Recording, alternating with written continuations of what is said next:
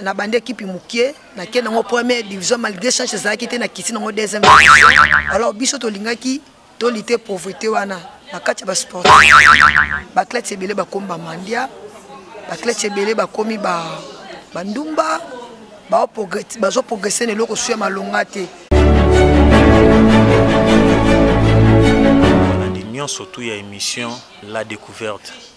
Dans l'émission La Découverte, les lots to kitina matete to yekukuta na ba ninga na biso ba clete donc baza ba clete ba sangani ba clete belé ba boxeur ba judoka ba joueuse donc baza ba clete féminine bango nyonso to kitaki lo na mabele to ba idéologie ko sangana na bango eza pona nini.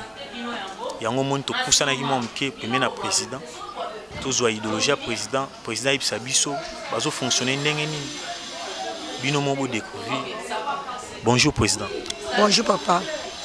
Ouais président to kitina matete awa ngala ni na mbisi donc il a fait un catalogue to yep na to ba vérité pour makele le mo esala mapina ba kota ba kinda oza matete donc matete bo moko donc nous sommes toujours ensemble. Il y a une réalité. Il y a aussi une kosangana biso idée na biso eza lutte contre pauvreté. Total ka na ba ko progresser na biso oko beta ballon oko za boxeur oko za la judoka soki osilisi déjà carrière na yo na eloko bando sala soit otikali bongo okokoma mandia komi ko senga okomolinga ba mibali ba n'importe mibali. Alors biso to lingaki to lité pauvreté wana na kati ba sportif ya mwana to salaki eloko o MJSK lisanga ya batu nyonso ba jogo ba boxeur ba sportif nyonso ndo moto salaki eloko wana lutte contre pauvreté poto za na pauvreté to za ba mandia te nde to salaki eloko. Donc idée na bino normalement sur na la ndio bien idée na bino ezali lokola moi ONG eza association eza nini au juste et puis bozo bunda vraiment pour na nini na matete à lobby pour na ba athlète féminine ou tout batika sport. Idée na biso eza lutte contre pauvreté to limite lutter pauvreté na ba athlète parce que to moni na ndenge to progresser na misala na biso to sali ba athlète sebele ba komba mandia ba athlète sebele ba komi ba bandumba ba progresser ne loko suya malonga te. Alors biso to sala ki loko po to me ko zo ba idée to sana ba idée belé na kati loko na biso to sa pena na ba idée belé to ko signer ba contrat wana eza na athlète moko kwena ye o ya vandaka to ko tia ba kiosque po to me ko progresser athlète za ta ne loko zo fonctionner po me ko kende liboso. Ouais, merci vraiment président. Je salue à passant mon boss Parti Libondance. Le vieux aller moins de Bilbao. Mon vieux, yo mozomona donc ba progrès au sama matete makasi, matete toujours bon moko donc ezotala toujours liboso. Namoni ndeko na mso avandi pembeni na ngai. Naïba pe moi kombo. Bonjour tanti. Oui, bonjour papa journaliste. Ouais, merci beaucoup. Namoni on a quatre associations en avant na président pembeni. Soué na bino ezanini. Pour ils ont une idée. Soué na bino ezanini donc il faut évoluer ndeni est-ce que vous taille beaucoup autoté. Ouais, merci pour la question na yo. Na se présenter d'abord, nazali vice-président ya président Gina na compte ya MJSK. Soué na biso ezaka kendenge président nga utoloba. Biso eza eloko mombo to sala konetima ONG. Donc to sa ONG moko bo pona kosunga tomisungana parce que total pe ming babanda carrière ba beti ba bal bazana équipe nationale ba judoka ba jouer ba boxer donc bazana le côté donc azumbongo moko boy amiko sala ngo ba vanti ba blague asumita lupa unte abongisa ta famille te lelo yo et comme le biso ba passer alors yango to sala ki lisanga mo ya solidarité que to zala bon moko to lingana parce que to sala mo ONG mo bole ko sunga biso ti peut-être ngai boy naza na beti bali pe naza joueuse na sali 8 ans dans le monde de foot. naye kolonga na monde foot naye okoma boxeuse équipe nationale donc nde naza boye na minute oyo naza membre ya MGSK donc tosunga baninga totya mpe baninga maboko baninga oyo baza na baposition te tomeka kosunga bango mpo idée toza nango eza vraiment ya bien donc idée ya bien donc tosenga mpe na bato mpe basoutenir biso mpo tolinga totya mpe maboko donc oyo yamoni mpe ACP na groupe na biso MGSK bokoyo kosunga biso mpe batya biso maboko comme ça idée toza nango eke liboso. Ouais, merci vraiment, merci. Namoni bandeko nanga baza ko lancer appel na ba médecin nyonso surtout o batsaka maboko ba fiston bosonga maître rouge mama Elmas na Rabat nazomona tala bandeko na biso bazui idée ba se soutenir toujours kana kati matete donc botsa bango maboko donc question au plus na opposant pas président est-ce que si bo kutana déjà na batu o batali idée na bino po batia bino mwa coup de pouce ou te boza déjà na ba travaux mo bosalaka déjà na matete o ezake ba mona bino na visibilité si bosala mo lo mo déjà bon tenant to salelo te papa to za pena na débit depuis to bandaki loko déjà 4 mois to ke malema na ba réunion na moi moko to sala réunion 2 fois. Tout ça la réunion le 15, tout ça la réunion le 30. Mais kokuta na batu boina to kuta na mutute. Mais to na posa ya batu. Tellement to za pli par basi, même mibali o bazana posa ozana biso pona kotambo pe na idée ya mibali. To luka bango, so ba ozana biso e ozamala mingi penza. Ezamala mingi. To kuta na mutute mais to zo prege malé na idée na biso moko na. Ouais, merci président. Ba difficulté za rapena nini pour moni baloba ke moi si atonga mboka te ozomona na bino déjà matata moiza la raté ba nini c'est difficile au kamba ba ndeni ko kamba wana pina talaka ozana na moni batu belé toujours ba image na bango ba difficulté pende c'était parce que naza déjà présent nazo mi bien double brassard parce que o naza o ya tour eza deuxième présent naza présent l'équipe ya ba garçon la bande équipe mukie na au banda déjà maman bango kala la banda déjà kala papa naza déjà présent quelque part naza présent na football naza na bande équipe mukie na kena ngo première division malgré change ça qui était na kiti ngo deuxième division comment que ba soutien kaka ba soutien kaka na potana ngamoko ba soutien pende zate mais na bête équipe bané belé.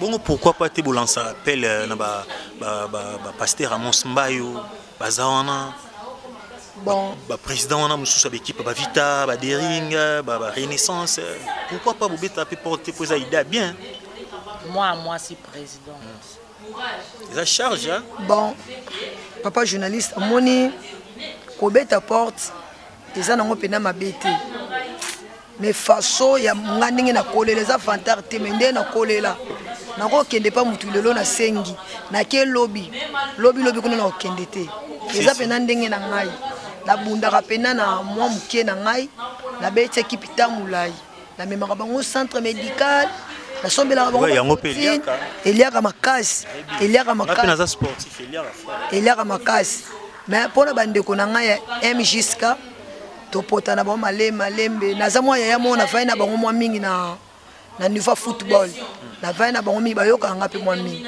tozaka na bango ba place ba passe na ba matanga na ba feti surtout ça soki ezake ata balingi batomboka so na tie a bayoka ananga chasse pena ezana oyangwana eloko ezana bongo tolingana na mingi alors tant tolingana mingi so na lobby bayokanga koswana banini pa basezanga te mais toyebaka kobongisa pe toyebaka komikitsa mutu so azana to tomeka ko s'excuser to bongisa na biso po yebi matata ezanga te surtout pas na biso bana basi mais to progressa malembe en tout cas ya malamu ezanango ya malamu. Ouais, merci vraiment maître Pitbull me veut dire Pitbull à moto 10 kilos tabac 1000 pattes autrement dit 1000 pattes 10 chinois kilo matete.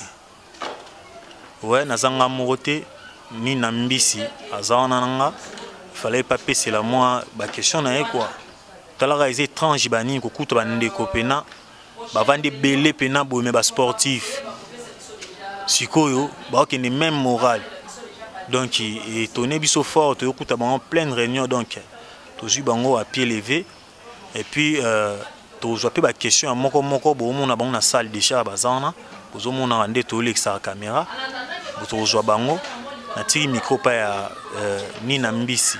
Bonjour, Nabino Nyonso Bolanda biso ba bi chaîne ezaka moko NJ4 Cadence TV.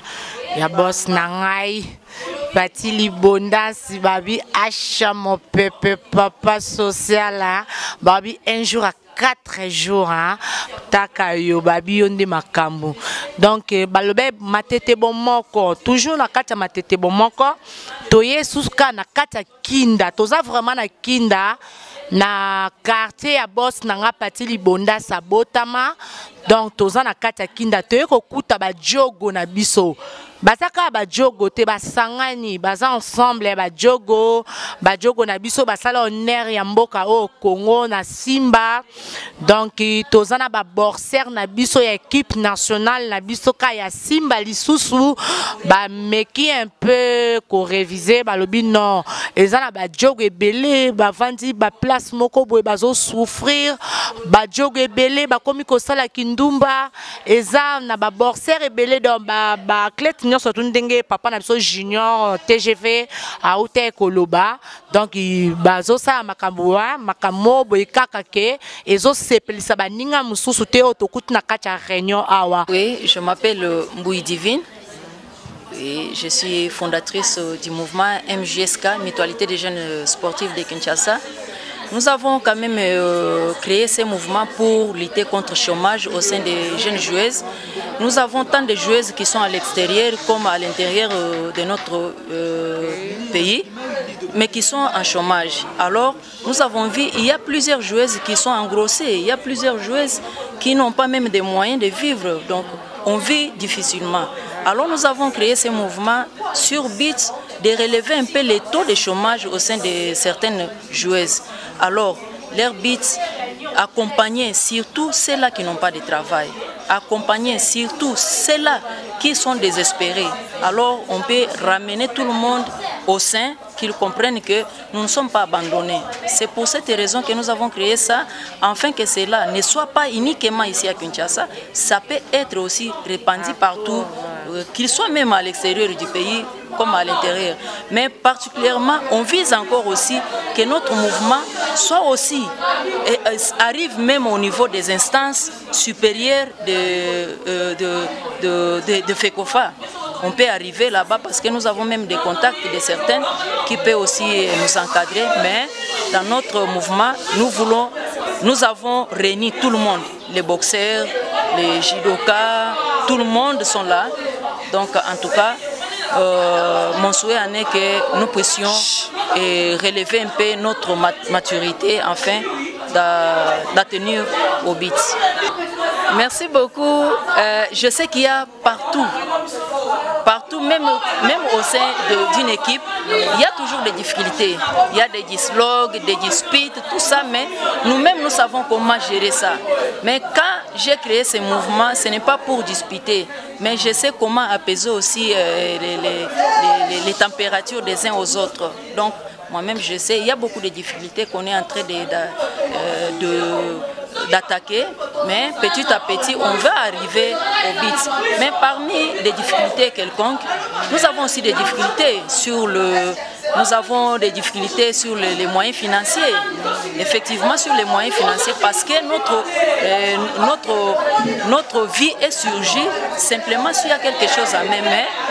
Petit à petit, avec notre propre fonds, nous allons évoluer et puis nous allons produire quelque chose de bon. Merci. Binomo Boyoki, vraiment fondatrice de lobby, difficultés à ma case. Malgré fondatrice, mais qu'on soit na yabana basi, parce que ça que beaucoup de la morale yabana basi est passé. Dans besoin qu'émotion nae, azo ça l'interview, mais kuna bana basi bazo soit na ba boxer, ba kuten ba judoka basi, ba beti ndembo na biso. Donc, les difficultés à ma casse, donc à suivre, tout continuer. Je voudrais encore ajouter quelque chose. C'est quoi? Je vais dire ceci. Parmi toutes les joueuses congolaises qui sont à l'extérieur du pays, comme à l'intérieur du pays, celles-là qui nous visent déjà, qui nous voient sur YouTube, sur n'importe quel réseau social, apportez vos dons, apportez vos secours. Nous avons besoin de tout le monde. Venez, notre porte est ouverte à tout le monde. Ouais. En tout cas, je vous remercie sur ça.